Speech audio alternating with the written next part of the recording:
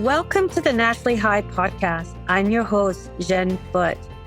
Hello, welcome everybody. This is our first time we've ever done a mini-series, and I'm thrilled to be able to go a little bit deeper on certain lessons and methodologies and knowledge that I have that I think will be really helpful to you in upgrading the quality of your life. So what are we doing today? Today we are going to create a return of investment on your recovery capital. Yes, we're going to build it up. And what we're going to do is we're going to show you how you can reach the hidden assets of being sober. That's controversial in this modern day and age because, well, I can't say that actually. It's going towards that, isn't it? So we welcome all of it here. At first, in my time in the 90s, sobriety was like having cancer. It really was like a tumor. You just can't explain it. It was like a death sentence. It felt like you had a cloud following you over the head. There's something pathologically wrong with you. You weren't who you thought you were. And suddenly you're told to have a very regimented way of life and without your coping skills. So you can imagine what that was like.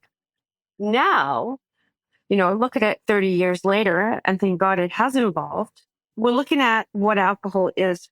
It's the very nature, the substance of what it is, which is ethanol, which is poison, right? And we're not trying to promote it as the secret elixir to having a great life or having a great time or anything like that. It's just that that's exactly what society does. We celebrate it in every rite of passage. We do it in everything that you can imagine. But basically what I'm trying to say to you is that alcohol use is infiltrated into every fiber of life, whether it's birthday parties, weddings, celebrations, even funerals, rituals, had a rough week, whatever, cottage parties, whatever. It is very much baked into our culture. So when someone takes the most brazen move to live life bare and naked and very present and conscious, there's no shield. It's the most brazen thing you can actually do. And it is really an invitation to the most wonderful life that you can ever have. And if people could see it for what that really is, an invitation to the ultimate upgrade, as Tommy Rosen would say, you've hit the jackpot. Like that's what it is. It's like winning the lotto. You really have a winning ticket if this is the route that you want to go. So on this 5-part mini series, I wanted to talk about how we can really up level and leverage the benefits of being sober, that you have equity and capital in your recovery. And I believe we all need equity, whether it's financial equity, energy equity, time equity, even equity in our recovery. This will give us some reserve that when times are tougher, and they always come, unfortunately, that's just part of the natural rhythm of life, then we will have something to fall back on. We don't want to be over the edge. In addiction, we are really overutilized, for want of a better word, right now, and we're pushed to the max. So we really need to have some sort of, fence around our own life and our own recovery so that we're not spent completely. Okay.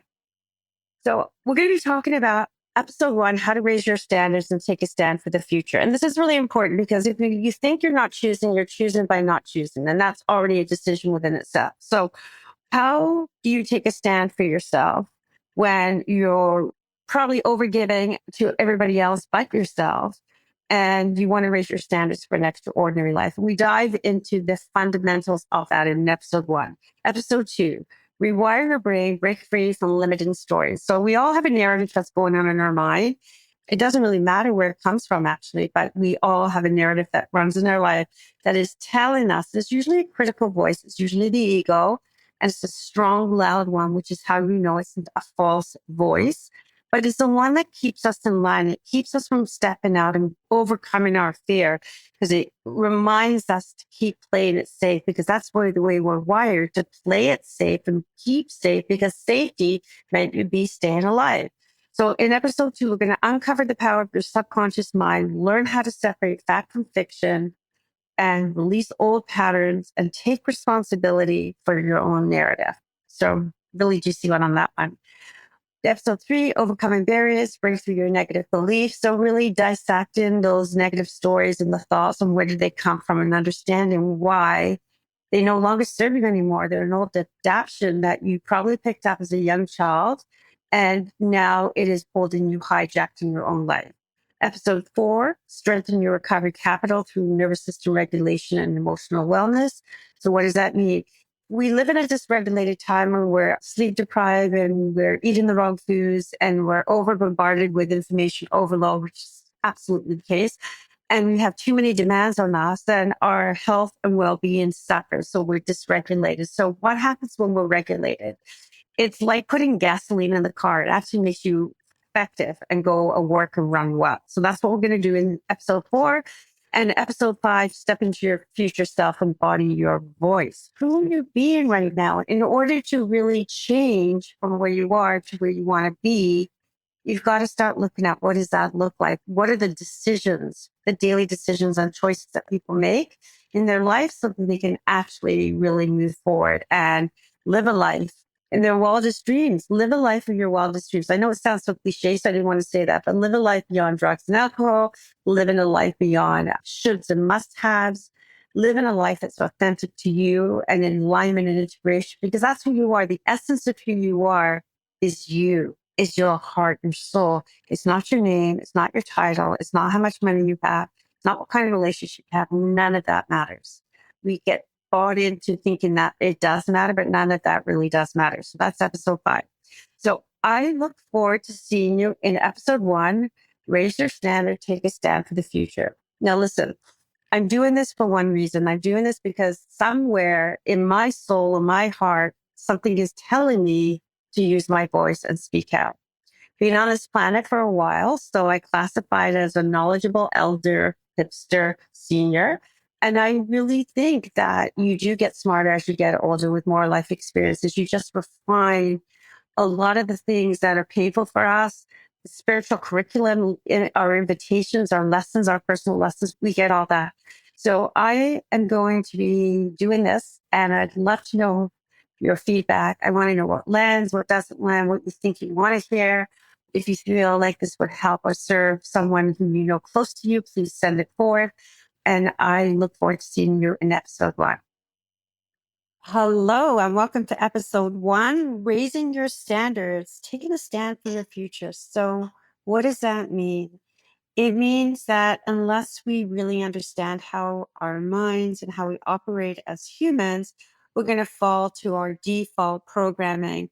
And we live a life of mediocrity, pain, struggle, adversity and challenge. And the truth is, there's another option available for you. So that's why we're doing this. And I wanted to go a little deeper, like mile deep, into how we can actually overcome our adversity and make this really worthwhile of investing your time with me so that you can get the results that you want. And that's why I'm taking a stand for you today. We say we want to do something and then suddenly we're not able to. So what is that all about? Well, basically, it's about as good as our programming. So unless we're conscious of what is running our operating system, like think of a computer, we're going to really just fall to the default program. And if the default programming is literally feeling like life is against you as opposed to for you, then you will come out with excuses, you'll be in denial, you'll also find it very difficult to break through barriers that really will allow you a quantum leap in all areas of your life. So whether it's relationships, whether it's financial, whether it's purpose, whether it's meaningful, whether it's your own recovery, which is why we're looking at building equity in our lives. So restoring and building recovery capital so you can find out what is available once you do that. So what is available in sobriety is really this thing, like giving up drinking is something that we've lost as opposed to looking at what we can gain. And I think this is really the meat and potatoes of everything in life. Like, what can we gain if we change our attitude towards something? So I think one of the issues is that people argue for their own limitations. So what does that mean? It means that we argue why we can't do something. We tell ourselves and others why we are not able to do something. We make up excuses. We may be defensive. We may be in denial. We may really just be delusional and have magical thinking and believe that we're actually saying we're going to do something or stop something or start something. And yet there's no indication or change in behavior that would really make us think that that could happen. So we're really clever at not being honest with ourselves, whether it's unintentional or not, because it's really about our subconscious program. That is what runs our life. Our subconscious programming is running our brain, it runs our life, and it's responsible for our emotional side of the brain. And our conscious programming is our logical side. So we know we're not supposed to do things, or we know we can benefit from doing certain things, whether it's starting something or stopping something, but that's not how we translate change. So if I say to you, I want to start working out at the gym and it's not followed by action, it's going to be very difficult. But even if I say, which is what I'm doing right now, I'm going to go to the gym 3 times a week. Nothing about what I do I really love, except for being on the other side of it when it's finished. Truth. I figure I'll do the behavior, my brain will follow at some point. Because I know in reality, I'm tired. I got a million things coming up that feel more important. And then what's going to happen if I actually listen to myself? So, fortunately for me, I've learned not to listen to myself. This is something I've mastered at, especially when I'm in those moments of indecision or fatigue or any of like halt, hungry, angry, lonely, tired. And I say halt, stress.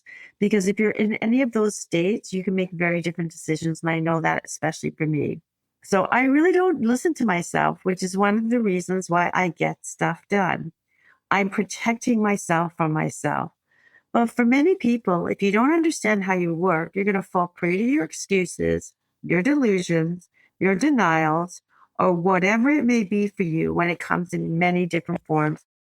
So, we have to really understand how we operate. Like, how does our brain take in information? How do we make it meaningful? What is the story we're telling ourselves? And then we got to separate fact from fiction. So, what is the story we're telling ourselves? Is it true? No, maybe it's not true. Maybe it's something we've just bought into and believed as true. And that narrative is running our life as if it is true. Our mind doesn't know the difference between fact and fiction. So, if we're telling ourselves a made up story of what we think we are, let's say we're not good enough or we can't do something, then our mind actually believes that and our results start to dictate that as well. So that's really an issue around what are we telling ourselves. So in this series, we're going to start to unpack how we unpack some of that and change that. And so that will give you an opportunity to really look at what are your motives, what's really going on for you. Humans are complex. They really are. Like, that's where messy people. I think part of being human is really understanding and accepting the messiness and all the parts of us. And we walk around and we're taught this. So this is, we're conditioned this way. We're conditioned this way to walk around and have this veneer of everything is going well in our life. Things are well. So there's a barrier that we can't pass through, especially if there's really something that we need to get through to the other side. So, for example, if we really wanted to share with someone what's going on for us and be honest because there was no judgment, or we felt that we'd be validated for what we're experiencing, we'd be more forthcoming. But there's this expectation that we have to have it all together, keep it all together. And so the expectation comes from old programming, and that's part of how we become adaptive. So typically what happens as children is we learn very early, and this is all happening on a subconscious level because 0 and 7 we're imprinted from the world around us. So that means our culture, whether it's political, whether it's education from schools and institutions, whether it's family and the values of the family, no matter where we are, we take everybody else's on. We haven't learned, we're told what to think, we're told what to do, we're told how to behave. We're even told to be quiet for having feelings, especially in my day. So we haven't learned to be independent thinkers. So what happens is that programming starts to run your life. And as an adult, what once worked for you as a child no longer works for you as an adult. So if you take an example of, there's different protector parts in internal family systems. So some of them would be the academic, the people pleaser, the good girl, the athlete, the funny one, the unreliable one who's always seeking attention. So we take on different roles because it helps us get some attention, even if it's not the right attention that we're looking for. So what happens for us If a child is unable to make sense of their world, especially if they've been hurting or been neglected emotionally in some way, or even physically or sexually, or whatever the abuse, neglected or abuse, in some way, whether it's unintentional or not, the child will start to take on that there's something wrong with them rather than there must be something wrong with the adult. And the reason this happens is because children can't seem to even comprehend that there must be something wrong with their caregivers. After all, they know better. They're the adults and they're just the children. And then the war turns on themselves. And because they don't understand themselves enough and they think there's something wrong with them, it's really important that we have a kind of a sense of how we became this way, because we need to challenge our narratives, not just take them as status quo. Otherwise, our narratives run its full course. They run our life, literally. They keep us stuck. We make excuses for ourselves, and before you know it, decades have gone by and we're still in the same place. So everything we want is on the other side of fear, on the other side of our anxieties, on the other side of taking action. Fear is never going to go away. It's just that we get comfortable doing things in spite of the fear, in spite of the anxiety. Take public speaking, for an example. It's been a well known fact that most people suffer from it. But the adrenaline and anxiety that goes beforehand actually helps people kick in, and it's their thing. Their brain is working. For me, with a podcast coming back, can I teach you something worthwhile? Is there something that I can leverage to you so you guys get the results that you want? And it's just having that understanding that it doesn't matter how I feel about something, it matters what I do about something. And I think that's a great takeaway. It doesn't matter how you feel, it matters what you do. Because I think unless you understand how we work, we tend to think that there's a lack of discipline. And we are wired to be comfort as humans. So anytime we're come up against something that's uncomfortable or dangerous to us, our primal brain says, watch out, play it safe, do what you need to do, which may go completely against what you want to do, what you would desire, right? So your brain is wired that way to say, hey, play it safe, even though there's no real threat in the sense that something you do today is probably not going to be life threatening. It would be back in the day if you made a misstep, you may be hunted down and that would be it, but not anymore. So our fears feel like, we're being hunted to death and they feel incredibly real, but we need to examine them. We need to challenge them, and knowing thyself is not enough. Challenging thyself is even better, right? So we have to be able to do that. Otherwise, we'll always stay stuck and be hijacked by our emotions and our fear, which is the irrational part of our brain. It's not exactly rational. And this is what we look for. We think that if something's logical, it should make sense. So, for example, why don't people just stop? Why don't you just stop smoking, drinking, whatever, or stop eating like hundreds of, junk food to galore? It's not logical. We know that there's consequences because whatever the behavior is that we're trying to eliminate, it works for that person. It has purpose. It has a solution for them to feel better. So that's why they do it. It's not logic that, okay, there may be jeopardy in severe situations, access to children or having a motor vehicle accident or a DUI. Nobody wants those things. They really blow up your life. What we want is we want to be able to have opportunities, and yet we find that difficult because we're hijacked by our thinking, right?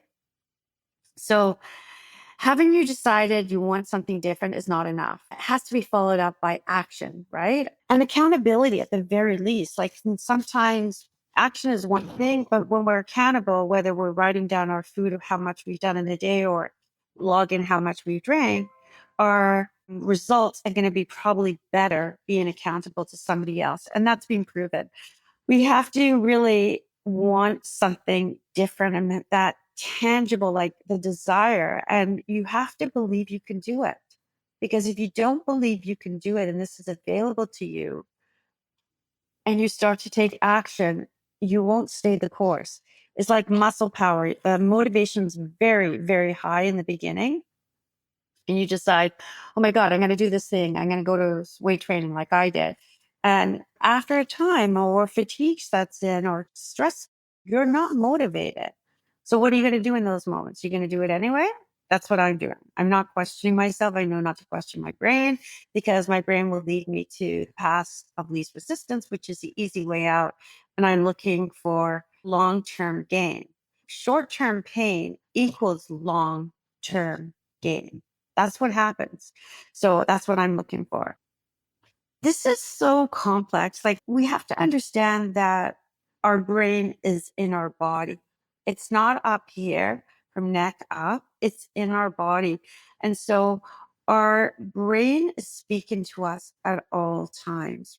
So we're going to dive more into the mind, body, heart, brain connection in other episodes and how we really decode information. But at a very high level, I want you to recognize that your mind and body are communicating to you all the time. Most of it is happening on a subconscious level, and we're not really conscious until sometimes like the house is on fire. That kind of like, amplification, because we're not paying attention.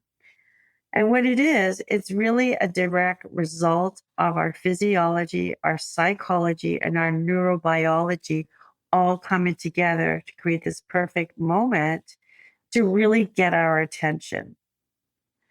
And so typically what we do, we think at a very high level that if we want to raise our standards, we just, decide that we're going to do something and we will our way into it, rather than look at what gets in the way of us doing these very things that we desire so much. And I think if you want to have real results that will turbo boost like anything, we need to work with mentors, guides, people who walk the path before us. And why wouldn't you? Why wouldn't you want to do that? Every great athlete, every great artist, every business professional, people who really know that there's more in them, like we talk about the juice in the beginning of this session, they're going to want to juice more out of life. And why wouldn't you? Because you and the people that you touch are the direct beneficiaries of those results. It would be far easier not to do things, to not show up, to not challenge yourself, to make excuses for being uncomfortable. But we're wired the way we are. So we have to know that in order to get to where we want to go, we have to bust through our comfort, and we'll do it with feeling uncomfortable anyway. That's how we do it. And the more we do it, it becomes less and less intense.